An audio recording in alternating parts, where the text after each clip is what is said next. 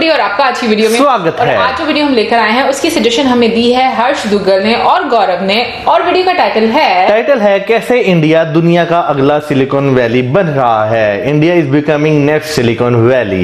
देख लेते हैं ये वीडियो, लेकिन उससे पहले इस वीडियो के चैनल का ओरिजिनल लिंक आपको हमारी वीडियो की डिस्क्रिप्शन मिल जाएगा। सब्सक्राइब करें, लाइक करें, शेयर करें, फॉलो करें इनके चैनल को। उसके अलावा व्लॉगिंग चैनल का लिंक और इंस्टाग्राम का लिंक भी हमारी वीडियो की डिस्क्रिप्शन मिल जाएगा। सब्सक्राइब करें, लाइक करें, शेयर करें, फॉलो करें। तो चलिए देख लेते हैं ये वीडियो।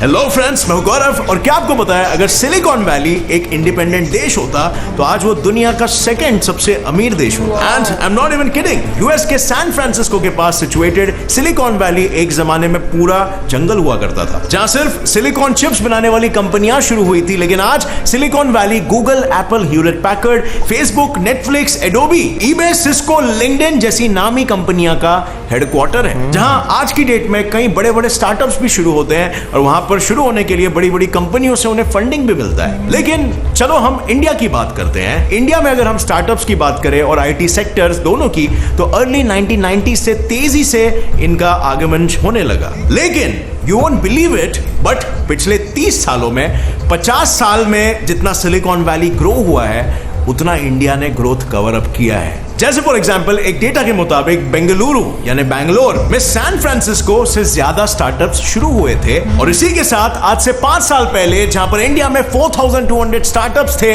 आज वो डायरेक्टली 10 गुना बढ़कर 41,061 हो चुके हैं। और ये सारे स्टार्टअप्स इंडिया में 4.5 लाख से भी ज्यादा लोगों को जॉब्स प्रोवाइड कर रहे हैं, एम्प्लॉयमेंट प्रोवाइड कर रहे हैं। लेकिन क्या इस ग्रोथ से भी इंडिया सिलिकॉन वैली के 50 साल से चलते आ रहे नंबर 1 टाइटल को ब्रेक कर पाएगा? क्या इंडिया वाकई में द नेक्स्ट सिलिकॉन वैली बनते जा रहा है, जैसा हम न्यूज मीडिया में हमेशा सुनते रहते हैं? ये जानने के लिए बने रहना आज के इस वीडियो के अंत तक। और आगे कुछ ऐसे चौंका देने वाले फैक्ट्स मैं आपको बताने वाला हूं जिसे जानकर आप खुद भी शॉक हो जाओगे। सो या, without wasting any time, let's get on with today's video titled How India is becoming the next Silicon Valley.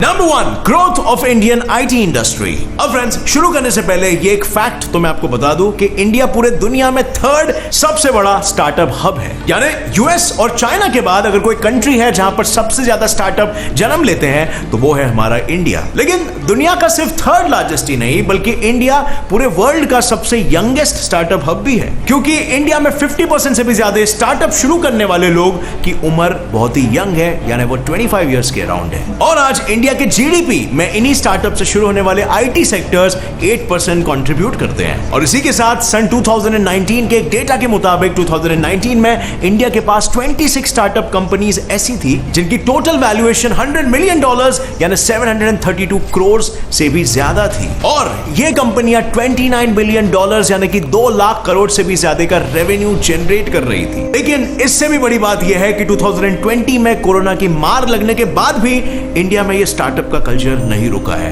India के पास आज 2021 में 38 ऐसे स्टार्टअप्स हैं जिनकी वैल्यू $1 बिलियन यानी कि 7,000 करोड़ से भी ज्यादा है। और अगर हम टोटल नंबर ऑफ स्टार्टअप्स की बात करें तो 41,000 से भी ज्यादा स्टार्टअप्स आज इंडिया में मौजूद है, जो आंकड़ा सिर्फ 4 सालों में यानी 2025 तक 60,000 का नंबर क्रॉस करने वाला है। और टाइम्स ऑफ इंडिया की रिपोर्ट से मिले हुए ये डेटा के मुताबिक इन 60,000 स्टार्टअप्स में से 100 कंपनीज की वैल्यू 732 करोड़ रुपयों से ज्यादा होगी, यानी $100 मिलियन से भी ज्यादा वैल्यूएशन वाली कंपनीज। और फ्रेंड्स, इंडियन स्टार्टअप्स कितने क्रिएटिव और सक्सेसफुल होते हैं इसका सबसे बड़ा एग्जांपल आपको पॉलीगॉन क्रिप्टो करेंसी के फाउंडर्स जयंती कानानी, संदीप नेलवाल और अनुराग अर्जुन के स्टार्टअप को देखकर मिलेगा, जो आज की तारीख में एक Mumbai based crypto currency network startup चला रहे हैं और वर्ल्ड के बिलियनियर्स बन चुके हैं इतनी यंग एज में। मतलब जस्ट इमेजिन, 2017 में शुरू होने के बाद 2019 तक इस क्रिप्टो करेंसी की वैल्यू कुछ खास नहीं थी। और कुछ खास नहीं से मेरा मतलब है 0.2 रुपीस। लेकिन 2021 के आते ही इस क्रिप्टो करेंसी की वैल्यू 174 रुपीस पहुंच गई। और अगर आपने इस क्रिप्टो करेंसी को 2019 में खरीदा होता, 10 रुपए के अमाउंट से, तो आपको 50 ऐसे करेंसीज मिलते जिन्हें अगर आप आज की तारीख में बेचते तो आपको वो 10 रुपए का 500 नहीं, 1000 नहीं, बल्कि 8,700 रुपए मिलते। एंड इतना रिटर्न ऑन इन्वेस्टमेंट आपको कहीं नहीं मिलता है। एंड बहुत सारे लोग, इवन इलॉन मस्क, ये कहते हैं कि आगे फ्यूचर क्रिप्टो करेंसी का ही है। और अगर आपके पास भी कुछ एक्स्ट्रा पैसा है जिसे आप फ्यूचर के लिए इन्वेस्ट करना चाहते हो तो crypto currency is one of the interesting options you have. पर इसमें प्रॉब्लम सिर्फ यही होता है कि एक पूरा बिटकॉइन खरीदना बहुत सारे लोगों के लिए पॉसिबल नहीं हो पाता क्योंकि इसकी वैल्यू इतनी ज्यादा हो चुकी है। बट मैं आपको एक ऐसा ऐप रेकमेंड करना चाहूंगा जिसे खुद पर्सनली मैं भी यूज करता हूं और अभी एट दिस मोमेंट मेरे इन्वेस्टेड पैसे की वैल्यू थोड़ी कम हो गई है बिकॉज मार्केट डाउन है और शायद इसीलिए ये आपके खरीदने के लिए भी इसको एक इंटरेस्टिंग ऑप्शन बना लेता है। सो वेल, जिस ऐप की मैं बात कर रहा हूं वो है CoinSwitch Kuber crypto currency exchange app. अब फ्रेंड्स, इस ऐप में इन्वेस्ट करने से पहले आपको उस पर्टिकुलर कंपनी के बारे में मालूम होना चाहिए। ऐसे ही नहीं कि आप किसी भी कंपनी पे पैसे लगा रहे हो, किसी भी क्रिप्टो करेंसी पे पैसे लगा रहे हो। हर क्रिप्टो करेंसी के पीछे एक टेक्नोलॉजी होती है जिसका आपको नॉलेज लेना चाहिए, आपके ट्रस्टेड एडवाइजर्स या फिर ऑथेंटिक ऑनलाइन रिसोर्सेज से। और जब अगर आप किसी सही क्रिप्टो करेंसी टेक्नोलॉजी में इन्वेस्ट करते हो तो उसका रेट आगे बढ़ने ही वाला है और आपको फायदा मिलेगा। सो इसलिए फ्रेंड्स, इसमें मेरी राय ये है कि आप लॉन्ग टर्म के हिसाब से सोचो और उतना ही पैसा डालो जो पैसा आप यूजुअली खर्च कर दोगे। वो पैसा आप इसमें इन्वेस्ट कर सकते हो और आपको बस पेशेंस रखना है। ये छोटे मोटे मार्केट फ्लक्चुएशंस पे मत जाओ, लॉन्ग टर्म के हिसाब से सोचो। अगर आपको टेक्नोलॉजी कन्विंसिंग लग रही है तो इसमें कुछ पैसे डाल के रख लो as a token that you believe in future, just like Elon Musk. क्योंकि इलॉन मस्क का फ्यूचर प्रेडिक्शन रॉन्ग नहीं गया है। And as you know, crypto currency एक सेंट्रलाइज्ड टोकन है जिसमें कोई भी गवर्नमेंट इंटरफेयर नहीं कर सकती और इसीलिए ये फ्यूचर बन सकता है। कॉइनस्विच कुबेर के साथ रजिस्टर करते ही आपको 50 रुपए का बिटकॉइन फ्री में मिलता है। सो ये आपके लिए एक अच्छी स्टार्ट हो सकती है। इसमें केवाईसी करवाओ जो सिर्फ जेन्युइन ऐप्स में ही होता है बाय द वे, और जितना भी पैसा आप इन्वेस्ट करते हो और अगर वो बढ़ता है तो आप उसे इजीली विड्रॉ भी कर सकते हो। इसमें किसी भी क्रिप्टो करेंसी में इन्वेस्ट करना इतना ईजी है जैसे कि आप ऑनलाइन शॉपिंग कर रहे हो या ऑनलाइन फूड मंगा रहे हो। सो इसीलिए अगर आप भी फ्यूचर में बिलीव करते हो मेरी तरह तो 50 रुपीज वर्थ का बिटकॉइन खरीद सकते हो और जितने भी आपके सेविंग्स है छोटे मोटे, आप धीरे धीरे करके उसे इन्वेस्ट कर सकते हो। हाँ, बट प्रॉपर नॉलेज निकालने के बाद उस पर्टिकुलर क्रिप्टो करेंसी के बारे में। So anyway friends, coming back to the topic, जैसे मैं कह रहा था, इंडिया के अलग अलग स्टार्टअप्स के साथ आईटी इंडस्ट्रीज इतनी डेवलप हो गई है कि अब इंडियन कंपनीज ही नहीं, इंटरनेशनल कंपनीज तक अपने कंपनीज की प्लानिंग और डेवलपमेंट के लिए इंडिया के पास आती है। और सिर्फ छोटी मोटी कंपनीज ही नहीं बल्कि 2020 में कोविड के बीच में माइक्रोसॉफ्ट ने यह अनाउंस किया था कि वो भी इंडिया में इन्वेस्ट करना चाहती है। और ये इस बात का साफ सबूत है कि आज माइक्रोसॉफ्ट और उसी के जैसे जायंट कंपनीज इंडिया के आईटी इंडस्ट्रीज का लोहा मानती है। और आज इंडिया में 1250 से ज्यादा ग्लोबल कंपनीज ने इंडिया में अपने ऑफिसेस सेट कर लिए। 500 से ज्यादा इंटरनेशनल कंपनी ने अपने आईटी सेंटर्स इंडिया में सेट कर लिए। और सिर्फ इंडिया के बेंगलुरु शहर में ही 700 से भी ज्यादा इंटरनेशनल कंपनीज के रिसर्च एंड डेवलपमेंट सेंटर्स खड़े हो चुके हैं, जिनमें by the way world renowned companies जैसे गूगल, एडोबी, आईबीएम, माइक्रोसॉफ्ट जैसी कंपनीज का नाम शामिल है। Number 2, skill development. अब फ्रेंड्स, हम जैसे जानते हैं कि बड़ी बड़ी कंपनीज लोगों को ट्रेन करने के जगह पे ऑलरेडी वैसे लोगों को लेती है जिनके पास एक्सपीरियंस हो, जो पहले से ही ऑलरेडी ट्रेंड हो। लेकिन क्या आपको यह पता है कि इंडिया हर साल अपने आईटी एम्प्लॉयज की ट्रेनिंग पर $1.6 बिलियन यानी कि 11,717 करोड़ रुपीस खर्च करती है? बिल्कुल, ताकि 1 या 2 साल में वो मल्टीनेशनल कंपनीज में काम करने लायक बन सके। इंडिया के पास आज 4 मिलियन यानी 40 लाख से भी ज्यादा आईटी एम्प्लॉयज काम कर रहे हैं। लेकिन इंडिया ने इस दौर में सिर्फ अपने लोगों के स्किल्स को ही नहीं बढ़ाया है। इंडिया जिसने सन 1990 में बिजनेस आउटसोर्सिंग के लिए ग्लोबल मार्केट में कदम रखा था, अब वो इंडिया सिर्फ आउटसोर्सिंग ही नहीं बल्कि खुद के सॉफ्टवेयर और सर्विसेज को भी ग्लोबल मार्केट में प्रोवाइड कर रही है। और ये जानकर आप भी इंडिया की वाहवाही करोगे कि 2016 से लेकर 2018 तक सिर्फ इंडिया के स्टार्टअप्स ने $10 बिलियन से भी ज्यादा रुपया इंडिया में लाया है। पर ये स्टार्टअप्स यहीं पर नहीं रुके।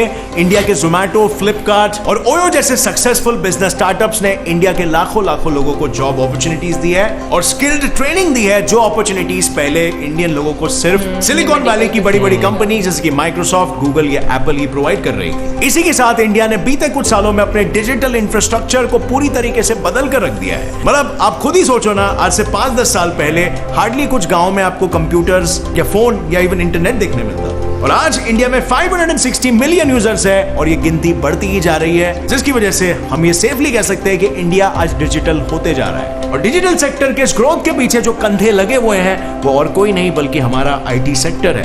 And we have another good news friend, इसी की वजह से Indians are coming back to India and serve our country and our people, क्योंकि आपको पता है टैलेंट की सबसे ऊंची कुर्सी पे बैठे हुए जो नाम है वो यूजुअली इंडियंस ही होते हैं। बताने की जरूरत नहीं है, सीईओ ऑफ गूगल सुंदर Pichai, Shantanu Narayan CEO of Adobe, सत्य नदेला सीईओ ऑफ माइक्रोसॉफ्ट, सारे आईटी कंपनीज को तो इंडियंस ही चला रहे हैं। और दोस्तों ऐसे ही बहुत सारे इंडियंस अब देख रहे हैं कि इंडिया में अपॉर्चुनिटीज इतनी क्रिएट हो रही है तो इंडिया को छोड़कर वापस लौट कर आ रहे हैं। फॉर एग्जाम्पल 2012 से लेकर 2017 तक 649 इंडियन साइंटिस्ट जो विदेश में सेटल्ड थे वो उस फॉरेन कंट्री को छोड़ के इंडिया वापस लौट आए हैं, जिनके इंडिया वापस लौटने की वजह इंडिया की तरक्की तो थी ही, लेकिन इसके साथ दूसरी वजह भी ये थी कि इंडिया का मार्केट ग्लोबली बढ़ते जा रहा है। इसका मतलब यह है कि यहाँ पर एक्सपेंशन की भी अपॉर्चुनिटीज काफी क्रिएट हो गई है। मतलब इंडिया की तरक्की in the startup field because करोड़ों की जनता है और उसके साथ इंडिया के सक्सेसफुल सीईओज जिन्होंने इंडिया लौट कर करोड़ों का बिजनेस एस्टैब्लिश कर दिया, जैसे फॉर एग्जांपल स्नैपडील.com। इसके फाउंडर और सीईओ कुणाल बहल ने एक वीजा के इशू के चलते 2008 में माइक्रोसॉफ्ट को छोड़ा और इंडिया लौटने का फैसला किया और इंडिया लौट के ही अपना एक नया स्टार्टअप खोला जिसे आज हम स्नैपडील.com के नाम से जानते हैं। और स्नैपडील.com आज Amazon जैसे जायंट्स को टक्कर दे रहा है and one of the top ecommerce websites है। इसी तरह राधिका अग्रवाल ने शॉपक्लूज को को-फाउंड किया, नवीन तिवारी ने इनमोबी स्टार्टअप बिल्ड किया और अलविंदर धेंडसा ने ग्रोफर्स को बिल्ड किया। और ऐसे इंडियंस हमारे आज के यूथ को भी मोटिवेट कर रहे हैं कि हमें इंडिया में रह के ही स्टार्टअप्स बिल्ड करना चाहिए और इंडिया को ही सर्व करना चाहिए और ये होते हुए आज हमें दिख भी रहा है। Number 3, Indian institutions and government support. अब फ्रेंड्स आई बेट आपको ये नहीं पता होगा कि इंडिया दुनिया भर में 8th रैंक होल्डर है जिसके पास सबसे ज्यादा graduate from science and engineering है और इस गिनती के लिए इंडिया के 10,391 इंजीनियरिंग कॉलेजेस जिम्मेदार है और ये सारे colleges Indian council of technical education द्वारा अप्रूव्ड है और ये कॉलेजेस इंडिया के आईटी और ऐसे ही रिलेटेड सेक्टर्स को क्वालिफाइड ग्रेजुएट्स देते हैं और इंडिया इनकी गिनती भी अब बढ़ाना चाहता है ताकि ग्लोबल मार्केट में इंडिया आईटी का ट्रू पावर हाउस बन सके। इंडियन गवर्नमेंट बार बार ऐसे पॉलिसीज और स्कीम्स को लॉन्च करती रहती है जिससे फ्यूचर का जनरेशन ना सिर्फ आगे बढ़े बल्कि इंडिया को आगे बढ़ाने वाली स्टार्टअप्स और इंडस्ट्रीज भी खड़ी करे जो एम्प्लॉयमेंट देश को प्रोवाइड कर सके। अब आप हमारे गवर्नमेंट के 2016 में ही शुरू हुए स्टार्टअप इंडिया स्कीम को ही देख लो जिसने फेसबुक और ऐसे ही कई बड़ी कंपनीज के साथ टाई अप करके इंडियन स्टार्टअप्स को फंडिंग दिलवाई है और वहीं इंडिया के मेक इन इंडिया प्रोग्राम ने भी इंडिविजुअल्स को सेल्फ रिलायंस इनोवेशन करने के साथ साथ स्किल्स डेवलप करने में भी मदद की है। और अब इंडिया का डिजिटल इंडिया प्रोग्राम घर घर को डिजिटली एम्पावर करके डिजिटल इंडिया का हिस्सा बनाकर इंडिया की इकोनॉमिक ग्रोथ को बढ़ाने में लगा हुआ है। और बस हाल ही में मार्च 2021 में इंडिया ने $1 बिलियन की फंडिंग सेमीकंडक्टर कंपनीज को देने की बात की है और ये वही कंपनीज है जो वो सिलिकॉन चिप्स मैन्युफैक्चर करती है जिससे आपका सिलिकॉन वैली चालू हुआ था। जैसे आपको पता है फ्रेंड्स, ये सिलिकॉन चिप्स बड़ी ही काम की चीज होती है। ये लैपटॉप से मोबाइल, मोबाइल से कैमरा और कैमरा से गाड़ी हर जगह पर यूज होता है जिसकी वजह से इसका मार्केट कभी भी खत्म नहीं होने वाला है और ये लिटरली इंडिया के आईटी सेक्टर और दूसरे टेक्नोलॉजी से रिलेटेड सेक्टर्स को बूस्ट देने वाला है। और अगर फ्रेंड्स इंडिया ने अगर इन सेमीकंडक्टर चिप्स की मेकिंग चालू कर दी तो इंडिया जो आज दुनिया भर में सेकंड लार्जेस्ट फोन प्रोड्यूसर है वो इन फोन्स के लिए चिप्स को इंपोर्ट नहीं करेगा बल्कि खुद बनाने लगेगा जिससे उसके पैसे भी बचेंगे और पैसे बचने के साथ साथ इंडिया में एम्प्लॉयमेंट भी जनरेट होगा और कस्टमर्स के लिए मैन्युफैक्चर्ड प्रोडक्ट की प्राइसिंग भी कम होगी। और ये चीज सिर्फ मोबाइल इंडस्ट्री तक ही सीमित नहीं रहेगी बल्कि वो सारे सेक्टर्स जहां पर भी किसी भी प्रकार का चिप यूज होता है वो सारे गैजेट्स हमारे लिए भविष्य में चीप हो सकते हैं। Number 4, India's own silicon city. अब फ्रेंड्स जिन लोगों को नहीं पता उन्हें जरा मैं बता दूं कि बेंगलुरु सिटी यानी बैंगलोर को ऑलरेडी इंडिया का सिलिकॉन सिटी मान लिया गया है और ये नाम रखा भी क्यों ना जाए क्योंकि इंडिया की 67,000 आईटी कंपनीज यहीं पर बैंगलोर में ही रजिस्टर्ड है। इतना ही नहीं, पूरे इंडिया के 40 से 50% सॉफ्टवेयर इंजीनियर्स कहां पर है? यस, बैंगलोर में। और सिर्फ सिलिकॉन सिटी क्या, बेंगलुरु के पास तो इंडिया के स्टार्टअप कैपिटल होने का भी टाइटल मौजूद है। बस 2015 में जिस बैंगलोर में बस सिर्फ 3 से 4 हजार स्टार्टअप थे वो 2018 में डायरेक्ट डबल होकर 7,200 से 7,700 के रेंज में आ गए। Oh my God!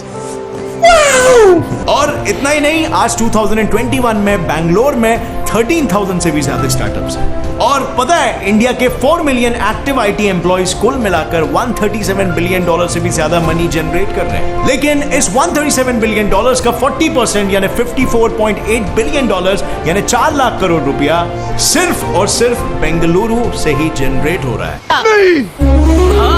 मैं नहीं मानता। लेकिन अब इंडिया के दूसरे मेजर सिटीज इसकी दिल्ली, मुंबई, हैदराबाद, पुणे, वडोदरा, पटना और लखनऊ जैसे कई सारे नाम बिल्कुल बेंगलुरु के ही पद चिन्हों पर चल रहे हैं और मेजर हाईटेक सिटीज और स्टार्टअप हब्स बनते जा रहे हैं, जिनसे न सिर्फ इन शहरों का बल्कि इनके स्टेट्स का और हमारे ओवरऑल इंडिया का भी ग्रोथ दिन ब दिन बढ़ते जा रहा है। इंडिया ने पिछले कुछ ही सालों में खुद को इतना ज्यादा ग्रो और डेवलप कर दिया है कि आज बड़े बड़े देश इंडिया से ज्यादा डेवलप्ड होने के बाद भी इंडिया के पीछे खड़े हैं, क्योंकि इंडिया ने जिस तरह अपने आने वाले कल की जो नींव को धीरे धीरे संजोकर कदम बढ़ाए हैं और दुनिया को यह दिखा दिया है कि जो एंशिएंट टाइम से ही दुनिया में आयुर्वेद, सर्जरी, मैथ्स जैसे पाठ पढ़ाते आ रहा है, वो आज भी दुनिया को कुछ नई चीज सिखाने वाला है। जैसे हमारे इन इंडियन स्टार्टअप्स और हमारे इंडियन आईटी टेक हब्स ने पिछले 30 सालों में from nothing to world's third largest hub बनकर सिखाया है, जिससे ये बात तो बिल्कुल पानी की तरह साफ है कि इंडिया नया सिलिकॉन वैली बनते जा रहा है। आज इंडिया के पास वो सभी रिसोर्सेस है जिससे इंडिया आगे बढ़ने के लिए तैयार है और शायद एक दिन हम इंडिया वाले सिलिकॉन वैली को पीछे छोड़कर अपने ही एक नए मुकाम पर पहुंच जाएंगे। अब इसको लेके फ्रेंड्स आपकी क्या राय है? आपकी जो भी राय है नीचे कमेंट सेक्शन में बिल्कुल शेयर करना हमारे साथ, और अगर इस वीडियो से कुछ भी नया जानने मिला तो एक लाइक जरूर ठोकना, अपने सभी फ्रेंड्स के साथ ये शेयर करो ताकि सभी को भारत के अचीवमेंट्स के बारे में मालूम पड़ सके। और अगर आप नए हो इस चैनल पर तो अभी सब्सक्राइब का बटन दबा दो और घंटा ऑन करके ऑल का ऑप्शन सेलेक्ट कर लेना ताकि आगे आने वाली ऐसी इंटरेस्टिंग और इंफॉर्मेटिव वीडियो आप कभी भी ना मिस कर सको और अपने फ्रेंड्स से ज्ञान में आगे रह सको। As always friends, stay curious, keep learning and keep growing. Jai Hind. कि आईटी सेक्टर की बात करें तो नो डाउट एक बहुत ह्यूज सेक्टर है और अगर उसके इनकम की बात की जाए तो अप्रोक्सीमेटली जीडीपी में वो एनुअली $200 बिलियन के पास लगभग इंक्लूड करता है। वेल मैं कहूंगी कि अगर हम स्टार्टअप्स की बात करें तो काफी सारी हम लोग को वीडियोस देखने को मिल रही है और काफी सारी चर्चा में भी है स्टार्टअप्स, इंडियन स्टार्टअप्स की अगर हम लोग बात करें। और मैं कहूंगी कि स्टार्टअप्स को मतलब ये वाले स्टेप्स लेने में बहुत ज्यादा आपका जो एक सपोर्ट मिलती है वो आपकी गवर्नमेंट की तरफ से भी मिलती है। लाइक आपकी पॉलिसीज कितनी फ्लेक्सिबल है, आप कितना ज्यादा सपोर्ट करो, यानी कि हम लोग काफी ज्यादा ऐसी हम कहेंगे योजनाएं देख रहे हैं, जैसे मेक इन इंडिया योजना देखी हम लोगों ने, फिर उसके बाद डिजिटल इंडिया, और I think time to time इनका काफी ज्यादा इनको प्रमोट भी किया गया। वैसे मैं यहाँ पे ये कहना चाहूंगा कि पॉलिसी बनाने से पहले और जो है एक पूरा एक इलाका जो है वो इसका स्टैंड करने से पहले उससे भी एक इम्पोर्टेंट चीज है कि आपकी गवर्नमेंट जो है वो किस तरह की आपके साथ प्लानिंग कर रही है कि वो यानी कि योजना जो है जैसे स्किल डेवलपमेंट जिसे कहा जाए कि वो उसके लिए कौन कौन से प्रोग्राम स्टार्ट कर रही है, किस किस फील्ड में जो है वो लोगों को स्किल दे रही है। क्योंकि मोस्टली अगर मैं यहाँ पर बात करूँ ना तो गवर्नमेंट की तरफ से तो कम ही कोर्स होते हैं, लेकिन जो प्राइवेट सेक्टर्स है ना वो करवाते तो हैं लेकिन उस लेवल का नहीं करवाते कि एक जो है ना फिनिश्ड प्रोडक्ट जिसे हम कहते हैं वो बन के निकल सके। बहुत कम लड़के जिन्हें हम देसी जुबान में चालाक होशियार कहते हैं उनके कुछ अपने क्या होते हैं, हाँ टेक्निक्स होती हैं जो वो इस्तेमाल करते हैं और चीजों को जो ग्रैब करने की कोशिश करते हैं। लेकिन नो डाउट गवर्नमेंट की जो है इस फील्ड को और इस इंडस्ट्री को डेवलप करने के लिए बहुत ज्यादा इनपुट चाहिए गवर्नमेंट की। डिजिटल इंडिया को लेकर अगर मैं बात करूं तो मेरे जहन में आ रहा है कि जब हम लोगों ने एक वीडियो देखी थी और उसमें जो गूगल के जो सीईओ हैं सुंदर पिचाई जी, उनके साथ मिलकर रिमेंबर एक मैप की वो सारी मतलब छोटी छोटी गलियों में भी अब आपको पता चल जाएगा इस तरीके की भी हम कौन सी दुकान कहाँ पर है, एक मतलब कैंपेन तो नहीं मतलब कि एक सहूलत, हाँ सहूलत। तो ये चीजें बड़ी इंपॉर्टेंट है। मैं मौजम की बात से एग्री करती हूँ कि जब आप गवर्नमेंट की तरफ से एक ऐसी कोई ऐसा प्रपोजल दिया जाता है जो सामने, तो उसके लिए क्या क्या चीजें करनी चाहिए, एक प्रॉपर प्लान होना चाहिए जिससे लोगों को आने वाले टाइम में फायदा भी हो। और अभी देखें अगर स्टार्टअप्स बढ़ रहे हैं इंडिया में तो उसका मतलब ये कि आपको अपॉर्चुनिटीज बहुत ज्यादा मिल रही हैं जिसकी वजह से लोग अपना काम खुद करने की ख्वाहिशमंद है। और उसके अलावा बहुत सारे फॉरेन कंट्री से लोग वापस आ रहे हैं। वैसे ये चीज उनसे काफी लंबे अरसे से हम लोग सुनते आ रहे हैं क्योंकि हमारे बहुत सारे जैसे जानने वाले हैं और कुछ ऐसे फ्रेंड्स भी हैं जो हमें ये बताते रहते हैं कि जो इंडियंस हैं वो ज्यादा प्रेफर यही करते हैं कि हम लोग यहाँ से वापस अब अपने कंट्री जाएं। और आई थिंक हम लोगों ने एक दो वीडियोस भी ऐसी देखी थी जिसमें बहुत सारे लोगों ने यही बात की थी कि हम लोग अब फॉरेन कंट्रीज में नहीं जाना चाहते, हम लोग यहाँ पर रहकर ही अपने कंट्री का नाम रोशन करना चाहते हैं। बिल्कुल, अगले मुल्कों से जो लोग जो है वापस आ रहे हैं वो भी ये चीज देखते हैं कि अपॉर्चुनिटीज कितनी मिल रही है, क्योंकि अगर आपको अपॉर्चुनिटीज मिल रही है तो नो डाउट दुनिया का कोई कोई भी मुल्क हो आप वहां पर जाना पसंद करेंगे, क्योंकि बेसिक जो चीज़ है अपॉर्चुनिटीज़, अगर आप पैसा इन्वेस्ट करते हैं उसका डूबने का यानी कि रिस्क कितना ज़्यादा है, आप उससे कुछ गेन भी कर सकेंगे, कुछ बना भी सकेंगे या नहीं बना सकेंगे। अगर हम रिसेंट टाइम्स की बात करें, बहुत सारी बड़ी बड़ी जो कंपनीज हैं जिन्हें हम जायंट्स भी कहते हैं, वो दूसरे मुल्कों से इंडिया में जो है शिफ्ट हुई हैं। वो क्या कहते हैं, वहां पे उन्होंने अपने प्लांट लगाए हैं, बेशक वो कहीं से भी आ रही हो। हाँ, वही मैं कह रहा हूँ, बेशक वो कहीं से भी आ रही हो, चाइना से आ रही हो, अमेरिका से आ रही हो या वियतनाम में कहीं से भी आ रही हो, तो काफी ज्यादा ये देखने में आया है। और जैसे कि माइक्रोसॉफ्ट का उन्होंने बोला कि माइक्रोसॉफ्ट उसमें मतलब इंडिया में इन्वेस्ट करना चाहता है, तो कोई भी कंट्री ऐसे ही इन्वेस्ट नहीं करता जब तक उसको मतलब आने वाले टाइम के बारे में पता ना हो कि हमें कहां से कितना फायदा हो सकता है। लेकिन यहाँ पर एक और चीज मैं बात बोलना चाहूंगी कि बेशक बहुत सारी अपॉर्चुनिटीज मतलब लोगों को नजर आ रही होंगी, लेकिन उसके साथ साथ आपको अपने कंट्री के प्रति बहुत ज्यादा लॉयल होने का और वो एक जज्बा जो होता है कि हमें अपनी कंट्री को कहीं पर लेकर जाना, क्योंकि जैसे कि उन्होंने बोला कि बहुत सारे ऐसे साइंटिस्ट जो बाहर के कंट्रीज में सेटल्ड थे वो छोड़कर आए इंडिया में। और अभी देखो, अगर आप अपनी लाइफ में बिल्कुल सेट हो और आप अच्छे से अपनी जिंदगी गुजारो, उसके बावजूद आप वापस आते हैं, स्टार्टअप्स लेते हैं और अपनी कंट्री को सर्व करते हैं अपनी सर्विसेज, तो मुझे लगता है कि ये भी एक बहुत बड़ी बात होती है मौसम। इट मींस कि आप अपनी कंट्री को कहीं पर किसी मुकाम पर देखना चाहते हैं। जब तक ये जज्बा ना हो, आपका कंट्री कभी भी ऊपर नहीं। यार अगर हम बात करें ना, तो हमें इंडिया की जितने भी हम फील्ड्स बात करें, हमें उसमें एक अच्छा खासा जो है वो स्पार्क नजर आता है। जैसे अगर हम इसरो की बात करें तो इसरो ने बहुत सारी कामयाबियां समेटी हैं। अगर पिछले कुछ दशकों से बात करें तो एक अच्छा खासा नाम बनाया है इसरो ने। फिर उसके बाद अगर इंडिया की आईटी इंडस्ट्री, इंडिया का जो है ये ऑटोमोबाइल सेक्टर, फिर उसके बाद अगर हम इंडिया की रेलवे सेक्टर की भी बात करें तो उसमें भी हम देखते हैं कि कभी श्रीलंका, कभी किसी देश को वो जो अपनी कोचेज या इंजन जो है प्रोड्यूस कर रहा है। फिर इंफ्रास्ट्रक्चर की बात करें, लेकिन घूम फिर के फिर बात वहीं पर आ जाती है आपकी जो पॉलिटिशियंस है वो पॉलिसीज किस तरह की बना रहे हैं, वो पॉलिसीज जो है वो कितनी जल्दी इंप्लीमेंट हो रही हैं, उनका फायदा क्या हो रहा है। क्योंकि इन्वेस्ट की बात की आपने, इन्वेस्टमेंट जो है वो जो मुल्क करते हैं वो देख के करते हैं। मैं तो यहाँ पे कहूंगा कि अगर आपके मुल्क में भी बंदा रहता है ना, वो भी जब इन्वेस्टमेंट करता है ना, तो वो भी करने से पहले 100 बार सोचता है कि भाई पॉलिसीज क्या इस काबिल हैं कि मैं सरवाइव कर पाऊंगा या नहीं। बिल्कुल। और आत्मनिर्भर भारत की जैसे हम लोग बात करते हैं, जो एक योजना है और इससे बहुत ज्यादा फायदा होगा, लेकिन ये कैसे चीजें होती हैं, ये एक बड़ा लंबा प्रोसेस अगर देखा जाए कि जैसे कि अगर देखा जाए तो आपके बीच में यूनिवर्सिटीज की बात की गई, यूनिवर्सिटीज से ऐसे प्रोडक्ट्स निकलने चाहिए स्टूडेंट्स के फॉर्म में जो कि वाकई में इंटरनेशनल मार्केट में जाकर उनको टक्कर दे सके। और खैर ये हम लोग को तो देखने को मिलता है, लेकिन फिर भी उसको में और ज्यादा रिफॉर्म्स की जा रही ताकि और ज्यादा अच्छे तरीके से जो हम कहेंगे कि एक आउटपुट नजर आए। फिर उसके अलावा डिजिटल इंडिया की अगर बात करें तो ऐसे ऐसे इलाकों में जो है लोग हम कहेंगे कि जहां पर पहले इंटरनेट कभी लोगों ने इस्तेमाल नहीं किया था, अब वो लोग वहां पर यूज करना शुरू हो गए। तो काफी सारे हम कहेंगे फैक्टर्स होते हैं कि जो मतलब एक चेंज लाने में हेल्प करते हैं। यार अगर मैं यहाँ पे बात करूँ बेंगलुरु की, तो बेंगलुरु जो है वो सबसे पहले जो है स्टार्टअप्स का पॉइंट बना, लेकिन अगर उसे देखकर बात की जाए तो इंडिया में स्मार्ट सिटीज का एक रुझान बढ़ा। फिर हम कितने ऐसे शहर हैं जो बड़े बड़े क्राउडेड शहर हैं, उनके इर्द गिर्द अगर देखा जाए तो कितनी ऐसी जो है, खैर सिलिकॉन वैली का नाम नहीं है, लेकिन अगर बात की जाए जैसे मुंबई के करीब हम देखते हैं पूरा नवी मुंबई बसाएगी। फिर उसके बाद अगर हम दिल्ली की बात करें तो उसके गिर्द भी जो है नोएडा है, गुरुग्राम है। फिर उसके बाद अगर हम कोलकाता की बात करते हैं तो न्यू कोलकाता सिटी जो है जिसे स्मार्ट सिटी भी कहा जाता है, तो बसाया जा रहा है। तो ये सारी चीजें जो है बहुत ज्यादा मोटिवेट करती हैं आपकी दूसरी स्टेट्स को भी कि वो भी जो है अपना एक नाम बनाएं।